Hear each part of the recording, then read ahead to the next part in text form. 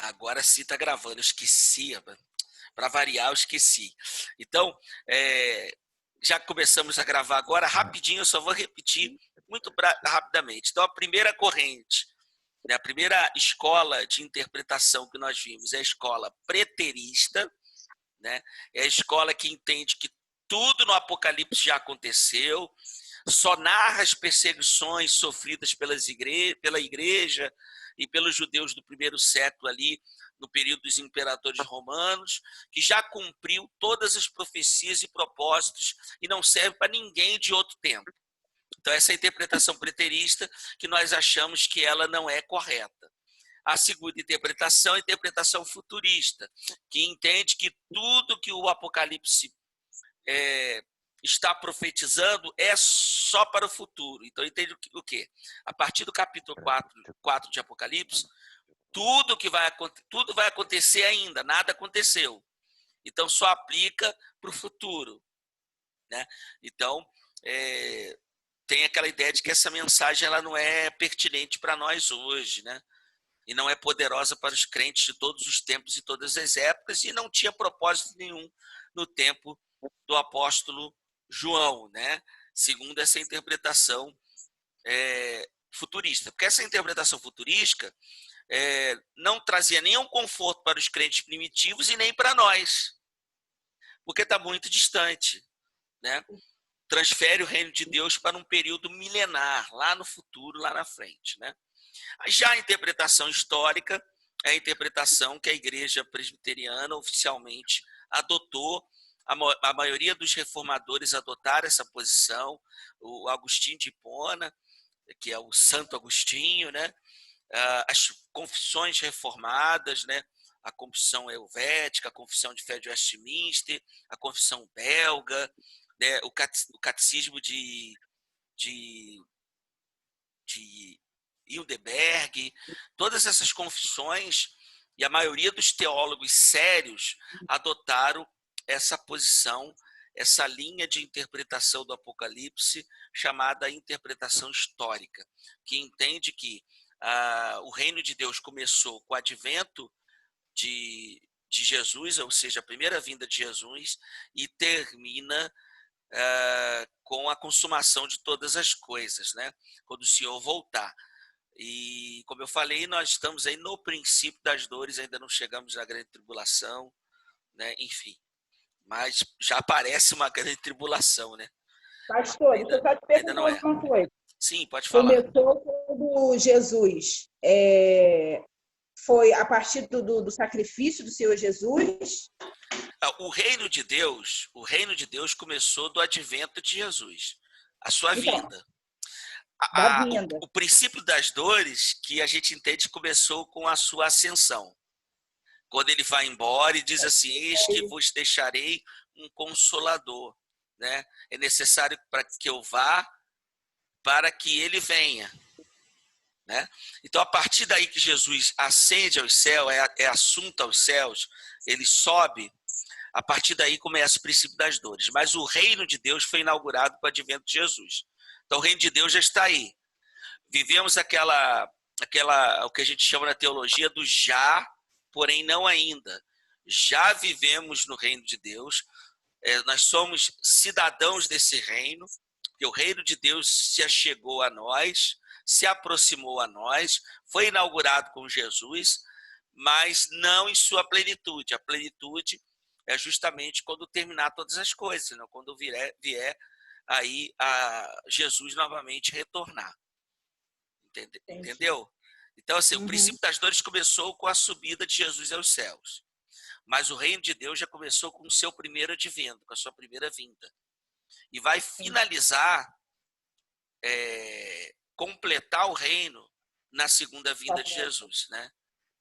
Então, o que essa escola entende? Que o Apocalipse, ele é um texto escrito para trazer esperança. Então, trouxe esperança e conforto para os cristãos do primeiro século, do segundo século, terceiro, foi trazendo conforto, consolo, alívio, né, da esperança, da expectativa de um fim, né, de todo o sofrimento humano, de todas as coisas desse mundo, trouxe-nos a certeza que há uma vida além dessa vida, né? Então, a vida não se limita com a morte física, com a separação do corpo. Haverá ressurreição do corpo, de um corpo glorificado, que se unirá novamente a nosso espírito, a nossa alma. Então, o Apocalipse ele está se cumprindo. Se a gente fosse fazer aí um paralelo do Apocalipse com o sermão sermão profético de Jesus, escatológico, então estamos aí no princípio das dores, né? Pois bem, além das escolas de interpretação, né, nós temos também as correntes que dividem aí o livro do Apocalipse, né? Então nós temos aí, muitos já ouviram falar do pós-milenista, do pré-milenista, não é? E o amilenista ou espiritual, né? Então, essas são as três correntes que a gente conhece aí, que vocês talvez já ouviram falar. A primeira corrente pós-milenista crê que o mundo vai ser cristianizado, ou seja, vai se tornar cristão, que teremos um grande e poderoso reavivamento, um crescimento espantoso da igreja, ao ponto da terra se encher-se do conhecimento do Senhor, né? Como diz Abacuque 2,4, como as águas que cobrem o mar, né? Foi uma corrente muito forte no século XVIII e século XIX, quando as missões, né? As missões começaram, porque no século XVIII e XIX começaram as grandes missões, né? Que é chamado período de missões. Quando você estuda a história das missões da igreja, aí você vai estudar homens como Jonathan Edwards, Charles Hodge, né? E outros homens que eram defensores do pós-milenismo, porque eles eram missionários, eles entendiam que o evangelho ia crescer muito, né? Então essa é a corrente pós-milenista, que eles acreditam, sim, que após o milênio, os 1000 anos, né, haverá então um período que o mundo vai conhecer o evangelho, enfim. Essa é uma corrente também. A corrente pré-milenista, que se divide em pré-milenistas históricos, né, ou moderados, que distinguem aí dos amilenistas em poucos aspectos, né? É bem parecido com aquilo que nós, como Igreja Reformada Presbiteriana, cremos, que nós somos a corrente amilenista ou espiritual, que a gente vai ver daqui a pouco.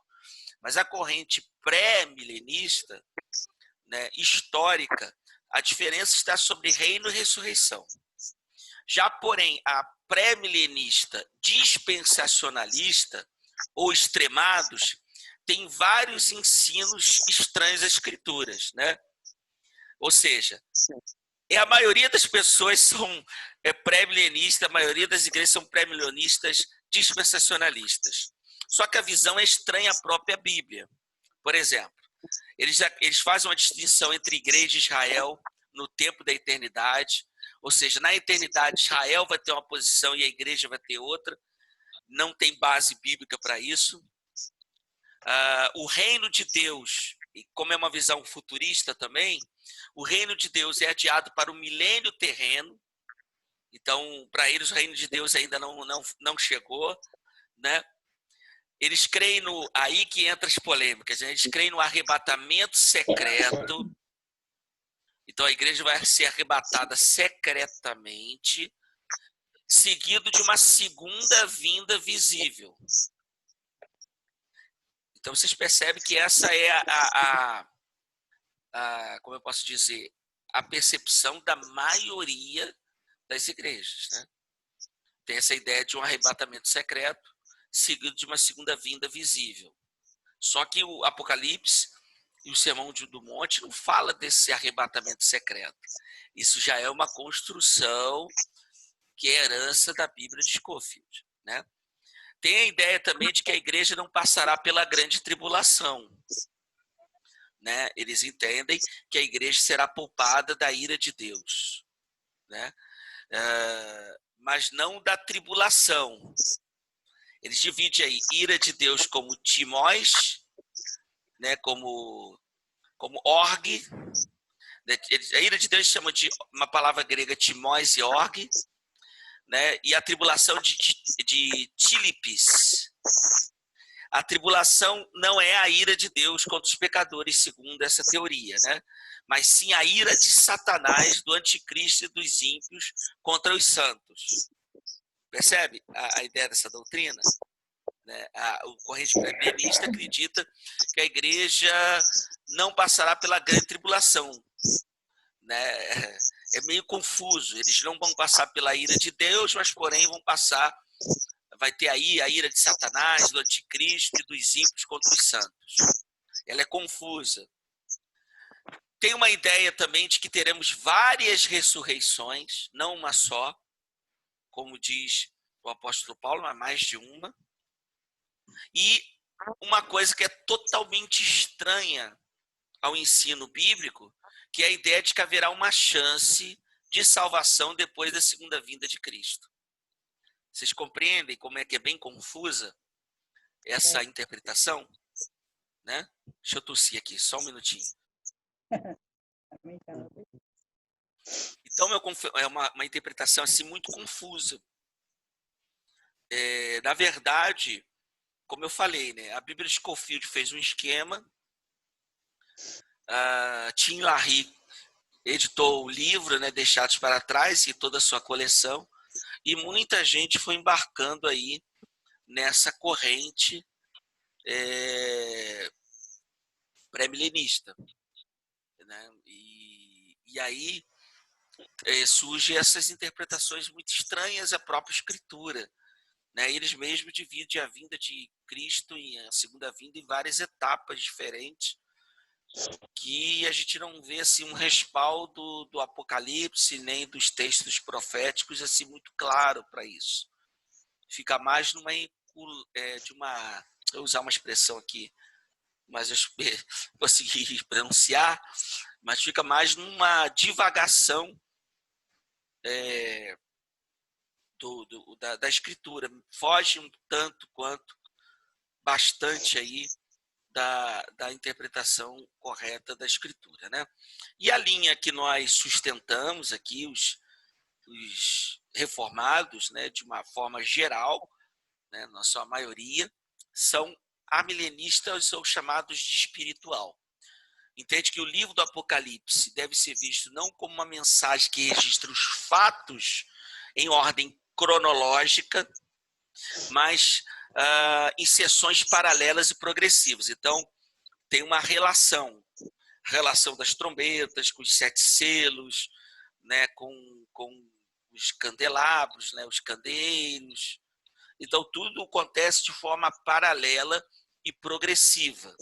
Né? E os amilenistas entendem que cada sessão dessa, né, descreve todo o período que compreende a primeira e a segunda vinda de Jesus. Né? E cada sessão descreve uma cena do fim. Né?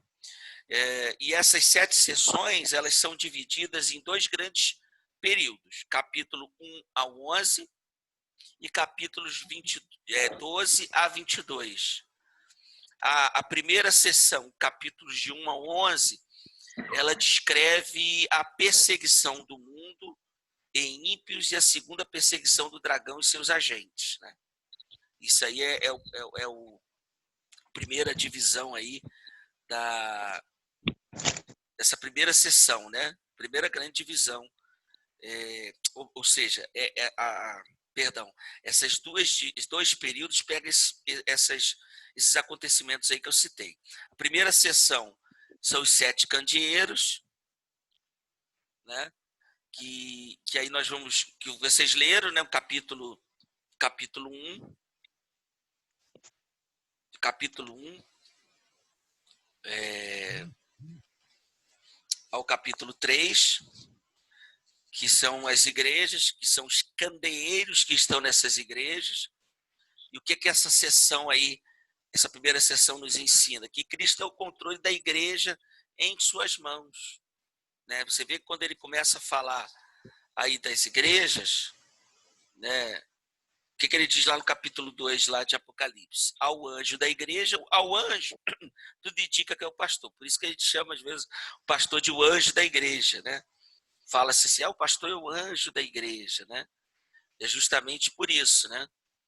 porque Apocalipse usa essa expressão. Ao anjo da igreja em Éfeso escreve: estas coisas diz aquele que conserva na mão direita as 7 estrelas e que anda no meio dos 7 candeeiros de ouro.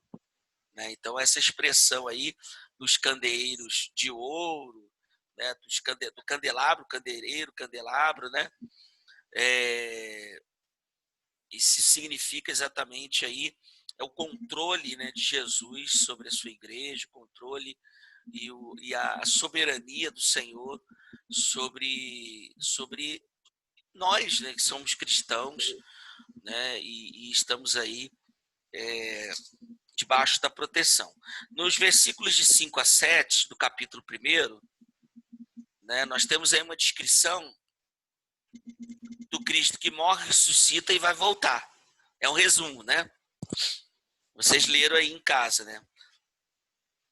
Vemos versículo 9 do capítulo 1.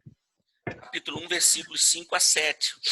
5 a 7. Né, que diz lá: e da parte de Jesus Cristo, a fiel testemunho, primogênito dos mortos, soberano dos reis da terra, aquele que nos ama e pelo seu sangue nos libertou dos nossos pecados e nos constituiu rei e sacerdote para o seu Deus e Pai, a ele a glória e o domínio pelos séculos dos séculos. Amém. Eis que vem com as nuvens e todo olho verá, até quantos transpassaram, e todas as tribos da terra se lamentarão sobre ele, certamente. Amém.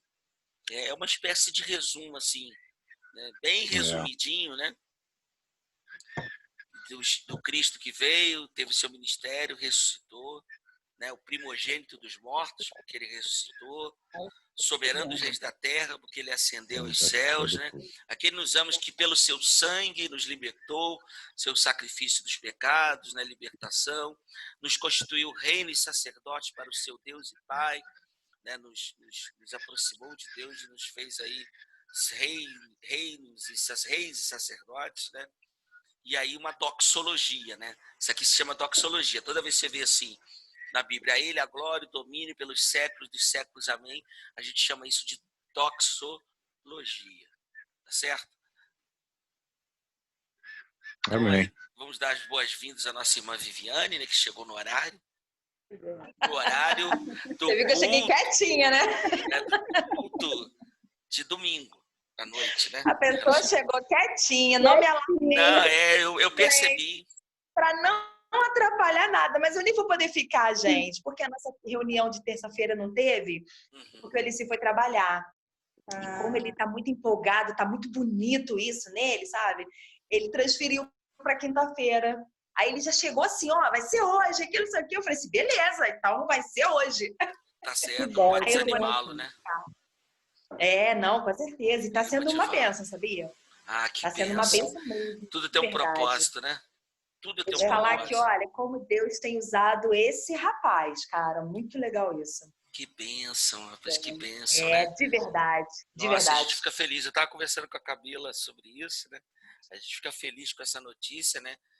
E eu até estava comentando, ó, se Deus permitir, assim, terminar o mais depressa possível essa pandemia, eu quero começar aí um curso de pregadores, né? Eu vou convidar outros colegas pastores para nos ajudar aí nas aulas, né? Ah, legal. E vocês terem outros pregadores, outras visões, né? E a gente poder aí preparar esses irmãos aí, ó, Wilkins, né? Isso aí. Maurileia tá escondida ali. Dorme não, Maurileia. Para estarem aí Oi, pregando a palavra, né, Gilberto? Diane. Aí hoje eu não vou poder ficar muito com vocês. Eu só entrei por enquanto a Camila não me mandou mensagem. Eu falei assim, bom, já que não me mandou, lá em cima não tá nada pronto. Eu vou pegar um pouquinho lá no pastor. Então vai ficando aí. Quando chegar a mensagem, você... E eu tô gravando. Ah, beleza. Que bom. Eu tô gravando justamente porque ela pediu, né? Beleza. A Camila pediu para gravar, eu tô gravando, então depois a gente vai disponibilizar aí. Então já falamos bastante coisa. Falta 5 minutos para terminar. Beleza. Quando terminar, mas vamos começar de novo ainda. Tem mais um pouquinho.